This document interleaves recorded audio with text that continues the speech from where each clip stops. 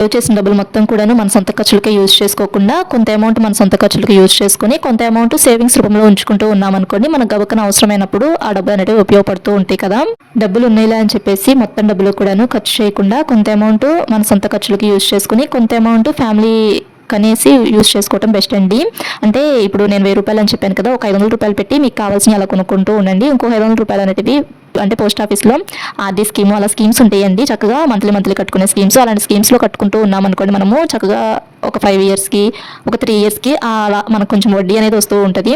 చక్కగా ఇలా ట్రై చేయండి. ఇంట్లో ఉంటూనే ఆడవాళ్ళము చిన్న స్కీమ్స్ అనేటివి స్టార్ట్ చేసుకుంటూ ఉన్నామనుకోండి, చక్కగా మన హస్బెండ్స్ కూడా మనకు కొంచెం ఎక్కువ అమౌంట్ ఇవ్వడానికి కూడా ఇష్టపడుతూ ఉంటారు. అంటే ఈ పోస్ట్ ఆఫీస్లో స్కీమ్స్ ఒక 200 రూపీస్ నుంచి స్టార్టింగ్ ఉంటాయండి. మంత్లీ 200 రూపీస్ నుంచి మనం పోస్ట్ ఆఫీస్లో స్కీమ్స్ అనేటివి కట్టుకోవచ్చు.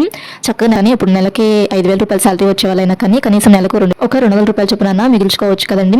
కొంతమందికి మంత్లీ శాలరీస్ కాకుండా ఏ రోజు సంపాదన ఆ రోజు అలా వస్తూ ఉంటుంది కదండి. అలాంటి వాళ్ళం అయితే మటుకి రోజు కొంత అమౌంట్ చొప్పున తీసుకొని వంట రూమ్లోనే ఒక బాక్స్లో పెట్టేసేసుకోండి. మంత్ మొత్తం అయిపోయిన తర్వాత ఆ అమౌంట్ అనేది మనం కొన్ని మన అవసరాలకు వాడుకొని ఆ అమౌంట్లో నుంచి కొంత అమౌంట్ ఇలా స్కీమ్స్ కూడా కట్టుకోవచ్చు అండి. ఏ రోజు సంపాదన ఆ రోజు వచ్చే వాళ్ళకి ఇంకా ఈజీ ఇలా డబ్బులు సేవ్ చేసుకోవడం అనేది.